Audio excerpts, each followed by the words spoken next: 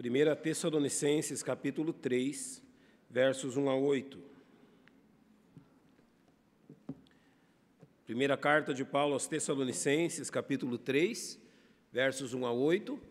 Encontrando o texto, coloque-se em pé, em reverência à leitura da palavra do Senhor.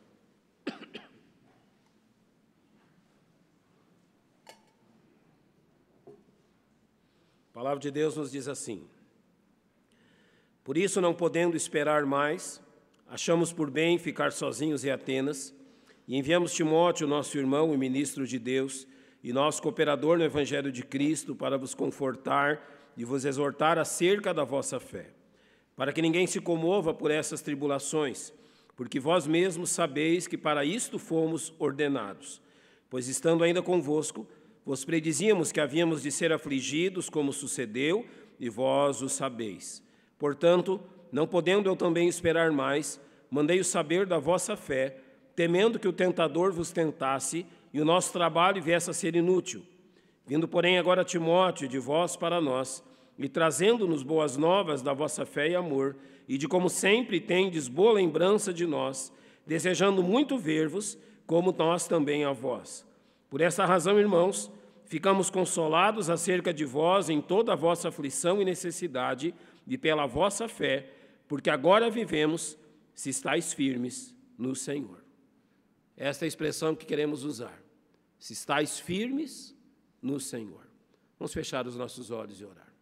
Pai, nós temos Tua palavra santa, cheia de autoridade, de poder, aberta diante de nossos olhos. A instrução que temos nesse texto é suficiente para o sustentar de nosso viver. E nós reconhecemos que necessitamos que Teu Espírito Santo nos ajude na compreensão e na aplicação desta verdade à nossa vida, a fim de trazer honra e glória ao Teu nome e de edificar-nos espiritualmente. Por isso, nessa dependência, oramos em nome de nosso poderoso Salvador, o Senhor Jesus. Amém. Podem se assentar, irmãos. Esta carta à igreja em Tessalônica, ela foi fundada na segunda viagem missionária do apóstolo Paulo. Em casa você pode ler o capítulo 17 do livro de Atos e você vai poder contemplar como a narração da fundação desta igreja, ali pelo ano 50 depois de Cristo, e Paulo fundou essa igreja tendo a ajuda de Silas e de Timóteo. Isso aconteceu diante de persistente perseguição por parte dos judaizantes. Eles haviam partido da Bereia e depois de Atenas. E essa retirada não programada impediu que os crentes ali fossem melhor alicerçados nas verdades do Evangelho. Paulo teve muito pouco tempo com eles para lhes ensinar a base do Evangelho e principalmente as coisas a respeito da escatologia, ou seja, do ensino quanto às últimas coisas. E algo que agravou, além da perseguição, foi que a região de Tessalônica, naquele tempo, passava por um período recente de fome. A situação econômica daquela região era muito difícil, de tal forma que, você lembra-se disto, durante o ministério ali, Paulo teve que trabalhar como fazedor de tendas. Não havia de onde tirar recursos. E ele foi ajudado nisto pela igreja em Filipos, que distava aproximadamente 160 quilômetros daquele lugar. E esta carta, então, ela foi escrita como resultado da visita de Timóteo aos crentes em Tessalônica, como citado aqui no capítulo 3. Além disso, durante seu breve período ali, Paulo havia ensinado algumas das principais doutrinas aos tessalonicenses, incluindo a doutrina do arrebatamento da igreja e da ética cristã. Mas eles ainda tinham dificuldades em entender, por exemplo, o estado daqueles que haviam morrido em Cristo, de crentes que haviam partido. Ou seja, dentro dos tessalonicenses, da mente deles, havia ainda muitas dúvidas quanto à questão do Evangelho e à própria igreja de Cristo e o que o Senhor estava fazendo ali. Eles ali viviam num período de perseguição. E como nós vimos nesse texto, Paulo temia que isso os desencorajassem. Os judaizantes que atacavam Paulo procuravam minar a credibilidade dele, principalmente do apostolado dele. E além desta perseguição, aqueles crentes sofriam com a imoralidade que era uma marca, algo marcante daquele lugar, algo herdado do Império Romano, do Império dos gregos. Havia realmente uma noção imoral a respeito do casamento e praticamente todo tipo de perversão era tolerada ali em Tessalônica. E eu li tudo isso para perguntar algo para você. Você notou alguma diferença? Ou você notou mais semelhanças entre eles e nós?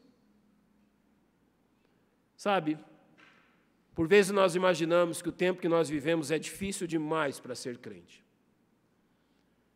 Nós ficamos somando as dificuldades e ficamos pensando assim, olha, é difícil demais essa questão de cristão.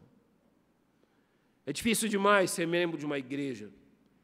É difícil demais ser fiel a uma igreja cristã, a um grupo de crentes que servem a Cristo. E nós apontamos os mesmos motivos. Lá fora, há perseguição. Os crentes são perseguidos pelas suas posições, pelo seu ensino. As dificuldades econômicas ao nosso redor cada vez se tornam mais graves. E a imoralidade, tomando apenas como questão a nossa cidade, se torna cada dia algo mais descarado, algo mais defendido e promovido, de tal forma que está se tornando errado quem não pratica imoralidade. Quem realmente não vive nessa imoralidade, que está se tornando errado nessa circunstância. Pois, irmãos, as mesmas coisas que enfrentamos hoje, os irmãos em Tessalônica enfrentaram há quase 2000 anos atrás. A condição dos crentes, da perseguição, das dificuldades quanto à situação econômica, das dificuldades doutrinárias.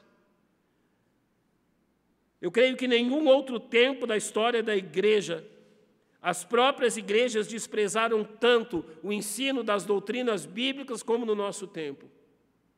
São mensagens de autoajuda, são mensagens de encorajamento, mensagens psicológicas e toda forma de que possa atingir e ajudar o ser humano a se sentir melhor, mas esquecem que o único realmente fato que pode fazer-nos nos sentir melhor é a presença de Cristo em nós, ou seja, o fato de nos rendermos a Cristo como nosso Salvador. Nenhum ser humano vai se sentir melhor sem Cristo. Nenhum ser humano vai se sentir fortalecido sem Cristo.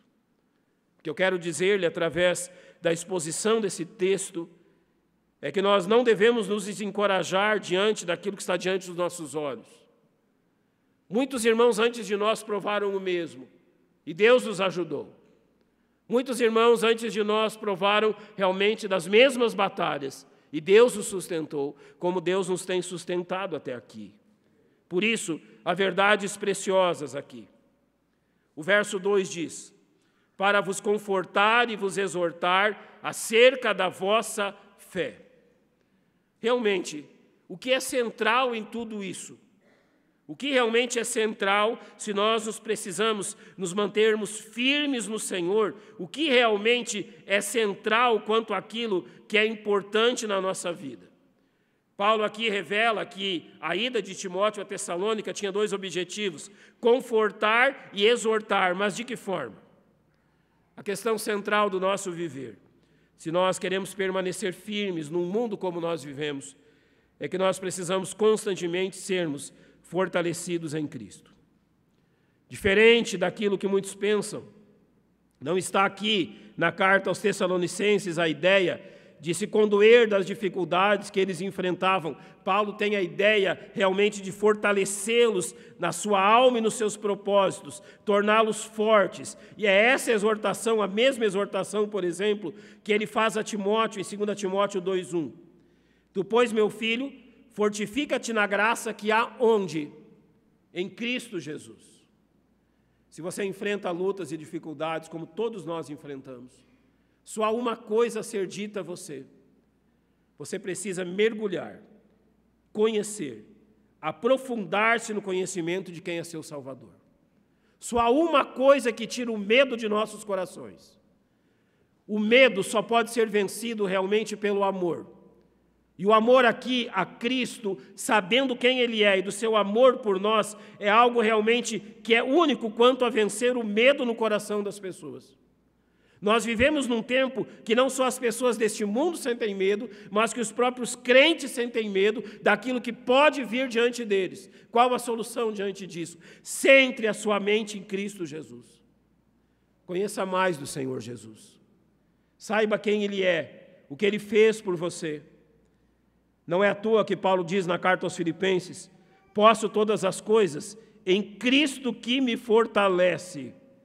Isso demonstra que o cristão que luta com suas próprias forças jamais será firme no Senhor. Só há uma forma de lutar: conhecermos mais de Cristo e da sua verdade. Eu vou exemplificá-los como isso funciona. Você olha para as coisas do mundo, com poucas diferenças, praticamente todos nós olharemos de um mesmo prisma, de uma mesma forma. A nossa tendência humana, a tendência da fraqueza do nosso coração, é olhar para a situação do nosso país, olhar para a situação da nossa cidade, deste mundo, com intenso pessimismo. Realmente, ao olharmos para aquilo que nós vemos neste mundo e para olharmos para aquilo que este mundo está se tornando, talvez até seja difícil pedir para alguém que não seja pessimista. Talvez nós olhamos para o nosso futuro e para o futuro dos nossos filhos e para o futuro dos nossos netos e digamos assim: olha, do que está valendo tudo isso? Do que vale vir à igreja? Do que vale ensinar os meus filhos no caminho do Senhor? Do que vale ensinar os meus netos no caminho do Senhor? Se as coisas estão se tornando cada vez mais difíceis. Do que vale todo o esforço, do que vale toda a fidelidade, do que vale tudo isso que nós estamos fazendo, se o mundo em que nós vivemos está se tornando isso que está se tornando diante dos nossos olhos. O que Paulo está dizendo a nós é simplesmente que no final dessa história toda, Cristo vence no final. Ele está dizendo de que quando o mundo terminar e quando a história da nossa raça terminar, terá apenas um vitorioso: Jesus Cristo. Não serão as nações deste mundo, não será nem a democracia, nem o socialismo, não será nem a esquerda, nem a direita, não será nenhum político ou homem deste mundo, nem o anticristo e nem o próprio Satanás. Quando a história terminar, é Jesus que estará no trono. Do que mesmo você tem medo? O que apavora o seu coração? Qual é a solução para que realmente o medo deste mundo não ocupe o nosso coração? Efésios 6, 10 e 11 diz: no demais, irmãos meus, fortalecei-vos no Senhor e na força do seu poder, revesti-vos de toda a armadura de Deus. E qual é esta armadura? São as qualidades de nosso único e suficiente Salvador. Haverá paz em nosso coração, se nós estivermos alicerçados e com os olhos postos em Cristo. Seja consciente a respeito disso. Não existe solução para o nosso mundo. Deus já determinou o que acontecerá no final dessa história. E Deus está dizendo qual é a sua solução. Não existe solução humana, não existe solução que venha dos homens. A solução vem de Deus. E a solução é Jesus Cristo reinando sobre este mundo. E este mundo, então, realmente provará de mudança quando, no período milenar, Jesus se assentar sobre o trono, visível e com cetro de ferro, reinando sobre as nações deste mundo. É sobre ele que seus olhos têm que ser colocados. Não nas coisas deste mundo, mas sobre o seu Salvador. E por isso Paulo diz, então também na carta aos Tessalonicenses, capítulo 5, verso 14: rogamos também, irmãos, que admoesteis os desordeiros, consoleis os de pouco ânimo, sustenteis os fracos e sejais pacientes para com todos. Você nota aqui como que deve ser o nosso comportamento com os nossos irmãos em Cristo? Como Deus tem nos dirigido para que esta verdade que Cristo reina sobre todas as coisas realmente seja real em nossa vida e na vida da nossa igreja. Ele está dizendo que todos os crentes precisam de exortação. Sabe o que é exortação? Exortar quer dizer literalmente estar ao lado. O Espírito Santo é o nosso consolador. O que quer dizer com isso? Ele é o nosso paráclito, aquele que se coloca ao lado. Irmãos, todos nós precisamos de alguém ao lado. Sabe por que muitos crentes, como os tessalonicenses, sofriam dificuldades e lutas no seu viver? Porque simplesmente decidiram enfrentar tudo isso sozinhos. Decidiram que isolar-se é melhor, que realmente pensar em seus problemas sozinho é melhor. Decidiram realmente que não precisam de ajuda dos outros. Decidiram realmente que podem resolver os seus problemas por si só. Quando aquilo que a palavra de Deus está dizendo aqui é que todos nós precisamos de alguém ao nosso lado. E notem como ele divide isso. Ele diz que aqueles que estão em desordem na sua vida precisam de alguém que os admoeste, ou seja, que chame a sua atenção. Que aqueles que têm pouco ânimo precisam de alguém que os console. Que aqueles que estão fracos precisam de alguém que os sustente. E que aqueles realmente, todos nós, diante das dificuldades, precisam de alguém que com paciência se coloque ao lado deles a fim de ajudá-los e fortalecê-los. Eu conheço o Senhor Jesus Cristo há 41 anos. E os meus dedos são insuficientes para contar o número de homens que Deus levantou para que eu não caísse. Eu sou devedor a homens que já não estão mais conosco, já estão na glória. Eu sou devedor a homens que já têm uma idade avançada, mas que quando na minha adolescência, na minha juventude, se colocaram ao meu lado, me ajudaram, me sustentaram. E eu sou hoje a soma de tudo que esses homens fizeram por mim. A fim de permanecer firmes em Cristo, é preciso que nós tenhamos esse pensamento. Não o tipo de pensamento, olha, ninguém vai se incomodar comigo. As coisas da minha vida pertencem à minha vida. Eu não preciso da ajuda de absolutamente ninguém. Eu vou lhe demonstrar como isso é danoso, até mesmo pelos olhos humanistas do nosso tempo. Você já percebeu que todo tipo de isolamento, de certa forma, esconde uma patologia, um problema? Sabe, eu presto atenção em vocês. Quando eu estou com os nossos jovens, eu presto atenção neles e presto atenção principalmente naqueles que se isolam, aqueles que ficam em silêncio. Silêncio e isolamento normalmente são um sinal de nós não estamos sabendo lidar com os nossos problemas. Tenha cuidado com isso. Os crentes foram criados para viverem juntos, fortalecerem-se juntos em Cristo. Por isso, Paulo diz no verso 2, enviamos Timóteo, nosso irmão e ministro de Deus, e nosso cooperador no Evangelho de Cristo, para vos confortar e vos exortar acerca da vossa fé. A mesma fé que Paulo diz, que o justo viverá pela fé. Ele diz assim, olha, eu enviei Timóteo até vocês, porque realmente a vossa fé me preocupa. Eu quero vê-los firmes e não inconstantes na sua vida de fé. Eu quero vê-los realmente vivendo aquilo que Mateus 6,33 diz. Buscai primeiro o reino de Deus e a sua justiça, e todas essas coisas vos serão acrescentadas. Todos nós precisamos de firmeza em Cristo. E para manter-se firmes em Cristo, nós realmente precisamos uns dos outros. Do auxílio dos cristãos.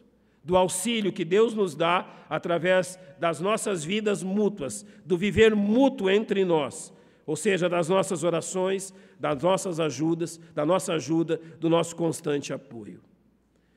Em Efésios 4, 11 e 12, Paulo disse assim a respeito dos pastores, e ele mesmo deu uns para apóstolos, e outros para profetas, e outros para evangelistas, e outros para pastores e doutores, querendo o aperfeiçoamento dos santos, para a obra do ministério, para a edificação do corpo de Cristo.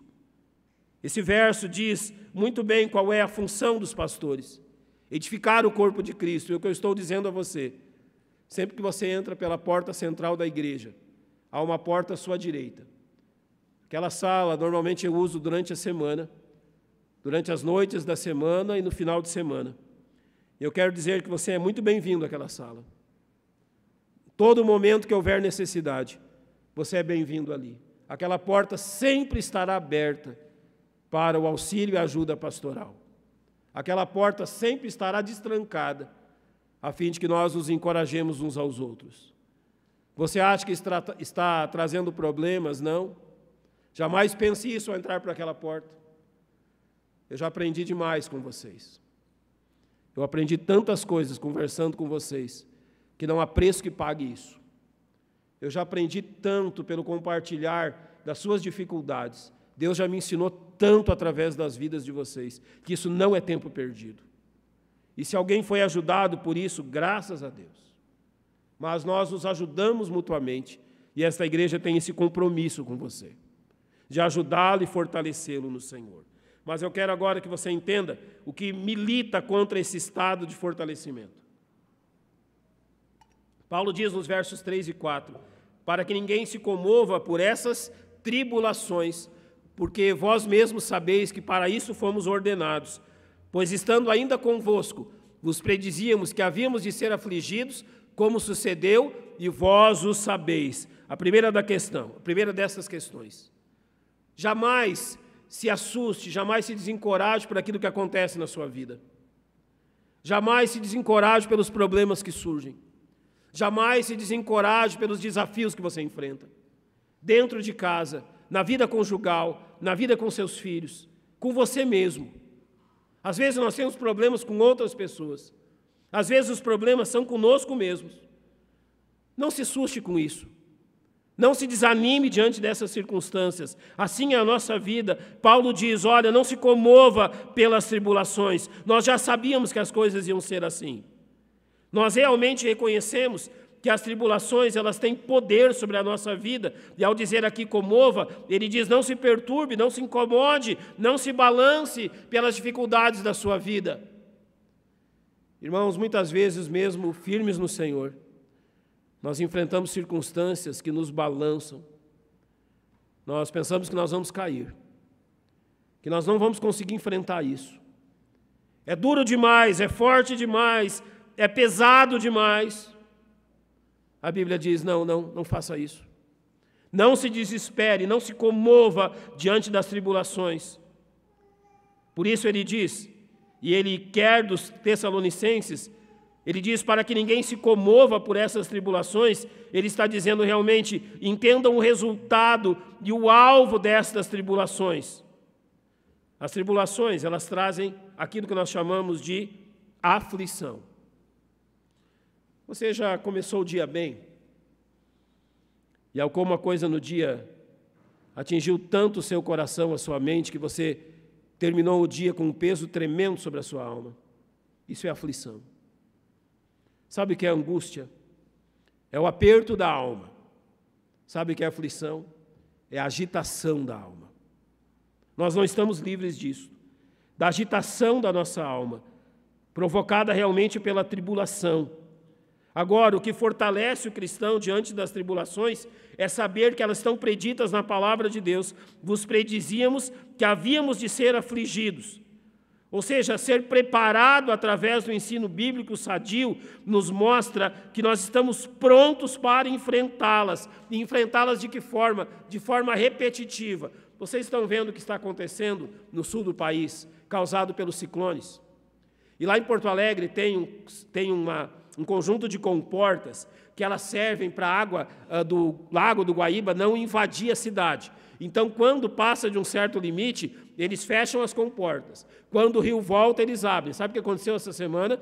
Eles viram que o rio ia subir, eles fecharam as comportas, colocaram sacos de areia por baixo, tudo isso. O rio baixou, eles começaram a abrir as comportas. Quando eles estavam abrindo as comportas, o rio encheu de novo. Mudou a ordem. Fecha as comportas. Agora eles estão esperando para amanhã, se o vento mudar e a água for embora, eles abrem de novo as comportas.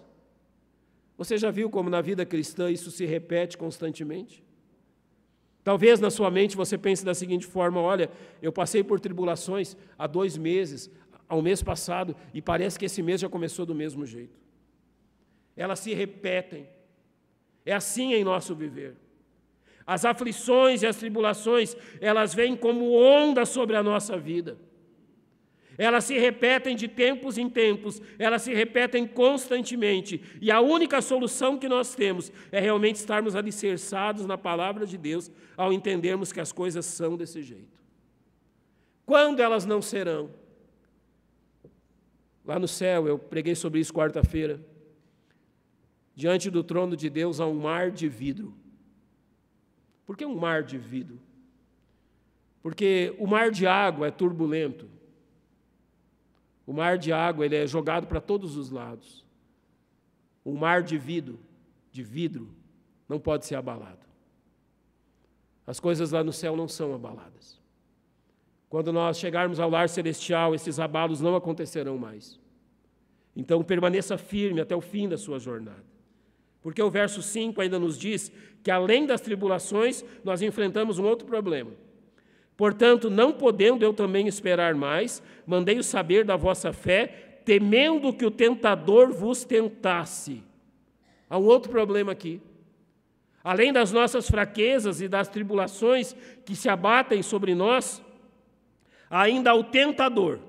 E Paulo aqui realmente faz esse alerta.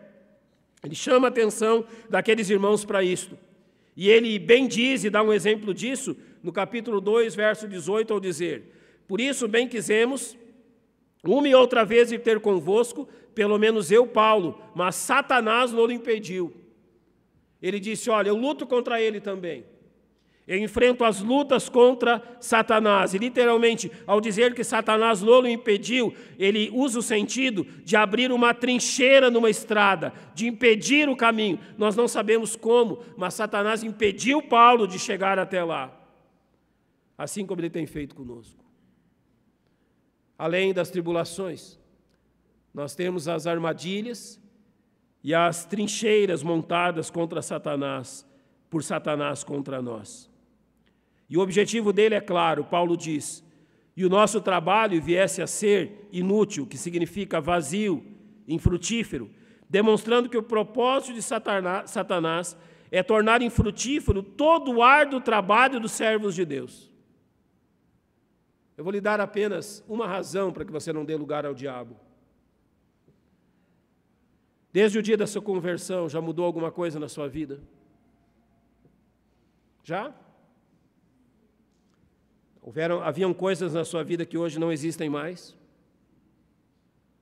Haviam comportamentos na sua vida que hoje não existem mais? Você usava palavras que hoje você não usa mais? Você se vestia de uma forma, agia de uma forma que hoje você não usa e não faz mais isso? Quando você dá lugar a Satanás, ele quer tornar infrutífera a sua vida. Ele quer que tudo isso se torne inútil.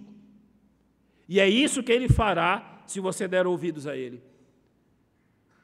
Eu já vi muitos cristãos jogarem fora 20, 30, 40 anos de vida cristã séria ao darem ouvidos aos conselhos de Satanás.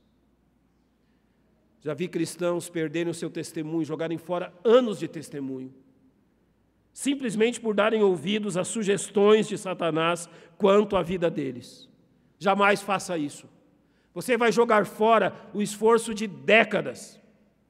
Você vai jogar fora o testemunho de décadas junto ao Senhor, por algo que simplesmente não vale absolutamente nada, e sabendo que o tentador quer tornar tudo aquilo que Deus fez em sua vida com uma característica de inútil aos olhos das pessoas, de envergonhar o nome do nosso Salvador.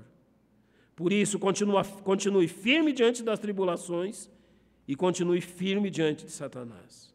O verso 6 nos diz: vindo, porém, agora Timóteo de vós para nós, e trazendo-nos boas novas da vossa fé e amor, e de como sempre tendes boa lembrança de nós, desejando muito ver-nos, como nós também a vós. Agora, Paulo dá quais os sinais da firmeza dos salvos em Cristo, ou seja, quais os sinais de que realmente um salvo está firme em Cristo. E a Bíblia é muito clara nisto, ao estabelecer a fé e o amor como um sinal claro da firmeza de um cristão junto a seu Salvador.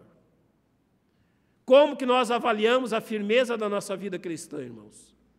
Pelas manifestações de fé e amor.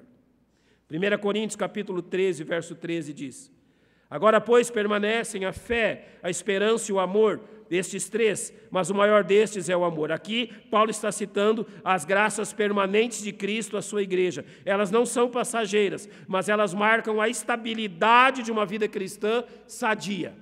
Quais as marcas de estabilidade na vida cristã? Fé, esperança e amor. Mas é interessante, e posso explicar isso dizendo, quando Paulo diz, mas o maior desses é o amor. Qual a razão disso?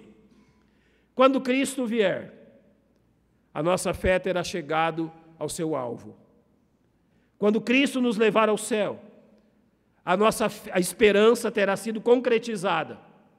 Lá no céu, nós não precisamos de fé e esperança. Lá no céu, fé e esperança já vão ter sido concluídas, mas o céu é um lugar de amor. Por isso o maior deles é o amor. Porque aqui nesta terra nós precisamos de fé, esperança e amor, mas lá no céu realmente é o reino do amor, porque a fé e a esperança já terão cumprido o seu papel. Mas enquanto elas não cumprem o seu papel, você deve avaliar a sua firmeza por isto. A quanto anda a sua fé no Salvador? As tribulações têm te tirado do lugar, ou o Senhor Jesus Cristo tem te mantido firme, mesmo que o barco seja açoitado pelo vento? A esperança aqui não é a esperança de que algo vai acontecer, mas ela apenas demonstra que aquilo que nos separa daquilo que nós esperamos é apenas o tempo. Ela pode ser associada à paciência. Você já percebeu que uma das grandes marcas de uma vida cristã saudável é a paciência? Você já percebeu que uma das grandes marcas de uma vida cristã que está doente é a falta de paciência? Por vezes nós demonstramos isso com a nossa esposa, com o nosso esposo. Às vezes demonstramos isso com os nossos filhos. Às vezes demonstramos isso com os nossos irmãos da igreja, até com o seu pastor, com aqueles que trabalham na igreja, com as pessoas que trabalham conosco nos trabalhos seculares, com a escola, com tudo. Quando você nota que a impaciência está marcando a vida de um crente, você sabe que isso é fruto da falta de cultivo de uma comunhão real com Cristo. Preste atenção nisso. Há mais impaciência do que paciência, significa que há pouca fé e esperança em Cristo do que realmente devia haver. Em Gálatas 5:6, Paulo diz assim: porque em Jesus Cristo nem a circuncisão, nem a incircuncisão tem valor algum, mas sim a fé que opera pelo amor. Como a sua fé tem operado? Como que você revela a sua fé? E há realmente uma fé saudável. Paulo está falando aqui aos Gálatas, fazendo um contraposto à atitude legalista dos judaizantes. E ele diz, ao invés das marcas da carne, o cristão carrega uma marca em sua vida, a fé que opera pelo amor, ou seja, o amor que demonstra que a fé é verdadeira. E Paulo vai adiante disto na carta aos Efésios, capítulo 1, verso 15, ao dizer: por isso, ouvindo eu também a fé que há entre vós no Senhor Jesus e o vosso amor para com todos os santos. Ele nos demonstra aqui qual é o alvo de cada questão: a fé em Cristo e o amor para com seus irmãos. Esse é o padrão da vida cristã. Nós precisamos desse padrão firme para avaliarmos nossa firmeza cristã. Eu vou lhe fazer apenas 2 perguntas. Sua fé em Jesus Cristo está amadurecendo a cada dia? Eu vou mudar a pergunta para você poder avaliar melhor. Você tem se tornado alguém a cada dia mais paciente? Ficou melhor a pergunta, não ficou? A cada dia você está se tornando alguém mais paciente. Porque a estabilidade em Cristo faz isso, ter paciência. O mundo está caindo ao derredor, mas o meu Salvador permanece firme. O mundo realmente está se queimando em fogo. O mundo está se acabando nessa imoralidade. Mas eu permaneço firme, meu Salvador está firme. Você tem treinado a sua paciência, pois ela é uma demonstração da sua maturidade na fé. A segunda pergunta: seu amor pelos irmãos cresce constantemente? Você está amando mais os crentes ao seu redor? E eu vou mudar a pergunta para uma outra qualidade. Você sabe o que é longanimidade? Você suporta as falhas de seus irmãos a cada dia com mais amor? Você suporta as fraquezas de seus irmãos? E eu vou colocar isso de uma forma um pouco mais pessoal. Você suporta as fraquezas do seu marido com mais amor? Você suporta as fraquezas da sua esposa com mais amor? Você suporta as fraquezas dos seus filhos com mais amor? Você suporta as fraquezas desse pastor com mais amor? Você suporta as fraquezas dos líderes desta igreja com mais amor? Porque se você ainda não entendeu, todos nós somos fracos. Realmente isto é uma avaliação da sua vida. Qualquer outro valor é subjetivo diante desses. Realmente nós devemos avaliar se estamos firmes no Senhor através destas coisas. E eu quero terminar demonstrando como essa firmeza realmente nos abençoa. Versos 7 e 8. Por esta razão, irmãos, ficamos consolados acerca de vós em toda a vossa aflição e necessidade pela vossa fé. Porque agora vivemos, se estáis firmes no Senhor. Paulo aqui vai estabelecer duas questões muito importantes. E isso nos ajudará a entender como colocar em prática isso que ele tem nos ensinado. Realmente, a falta de firmeza dos crentes causa preocupação naqueles que estão próximos a eles. Notem os 3 primeiros versos o que diz. Paulo disse a respeito dos Tessalonicenses: por isso, não podendo esperar mais, achamos por bem ficar sozinhos em Atenas e enviamos Timóteo, nosso irmão, ministro de Deus e nosso cooperador no Evangelho de Cristo, para vos confortar e vos exortar acerca da vossa fé, para que ninguém se comova por essas tribulações. Paulo está dizendo assim, que quando ele enxerga uma igreja e crentes que realmente não estão firmes, isso causa preocupação a ele. A falta de firmeza de qualquer um de nós enfraquece essa igreja. A sua falta de firmeza quanto às coisas cristãs, a sua falta de firmeza quanto a servir a Cristo, a sua falta de firmeza quanto realmente a amar o Senhor Jesus e colaborar para que a obra dele cresça e se expanda, enfraquece a sua igreja. Aonde realmente não há firmeza, há um constante enfraquecimento. Mas note aquilo que Paulo fala em 1 Tessalonicenses capítulo 1, versos 6 a 10. E vós fostes feitos nossos imitadores e do Senhor, recebendo a palavra em muita tribulação, com gozo do Espírito Santo, de maneira que fostes exemplo para todos os fiéis na Macedônia e na Acaia.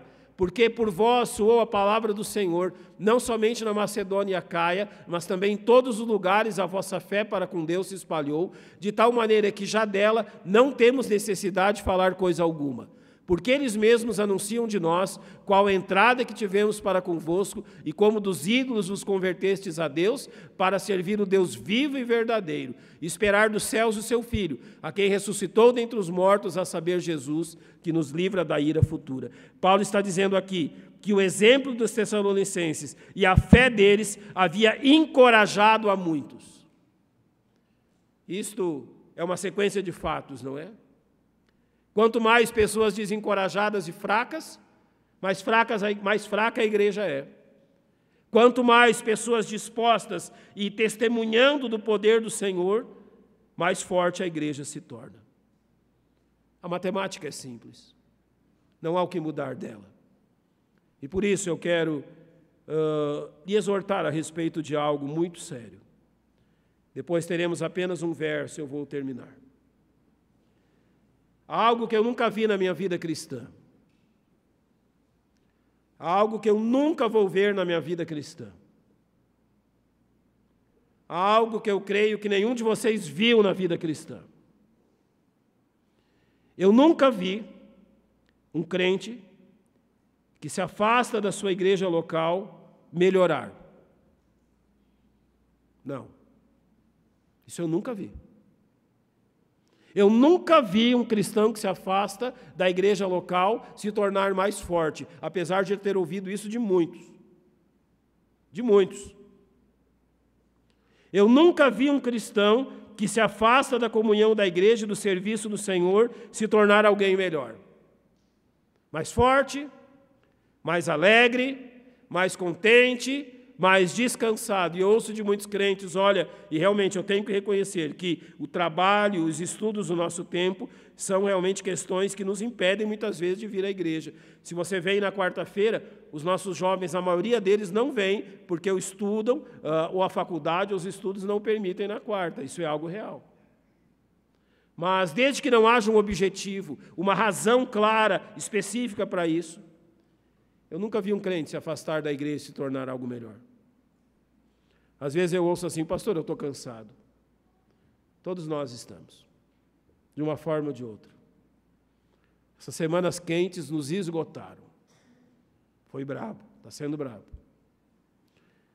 Mas seja a razão que for, Eu nunca vi um crente se tornar menos cansado por se afastar da igreja. Eu nunca vi um crente se tornar mais alegre por se afastar da igreja. Eu nunca vi um crente se tornar mais próspero por se afastar da igreja. Eu nunca vi um crente se tornar mais realizado ou contente por afastar-se do Senhor Jesus Cristo e da sua igreja. E nunca vou ver. É algo que eu nunca vou ver na minha vida. Por isso, permanecer firme deve ser algo realmente firmado em nosso coração, como Paulo diz em 1 Coríntios 15, 58. Portanto, meus amados irmãos, sede firmes e constantes, sempre abundantes na obra do Senhor. E notem como ele termina esse verso. Sabendo que o vosso trabalho no Senhor não é vão. Você não está perdendo seu tempo. Você não está perdendo seu esforço. Você está se fortalecendo naquilo que deve fortalecer-se. E eu vou terminar com as palavras de Paulo aos Efésios. Paulo diz aos Efésios, no capítulo 6, para estarem firmes no Senhor, para poder resistir ao quê? Aos dias maus. Você sabia que todos os dias são maus? Sim, nesse mundo dominado pelo pecado, todos os dias são maus. Mas você sabia que em nossa vida particular há dias mais difíceis do que os outros? E quando esses dias chegarem, como vai encontrar cada um de vocês? Firmes no Senhor ou fraquejando na vida cristã? Que os dias maus lhe encontrem firme, forte, alicerçado em Cristo, a fim de vencer a batalha. Vamos fechar os nossos olhos, vamos agradecer ao Senhor.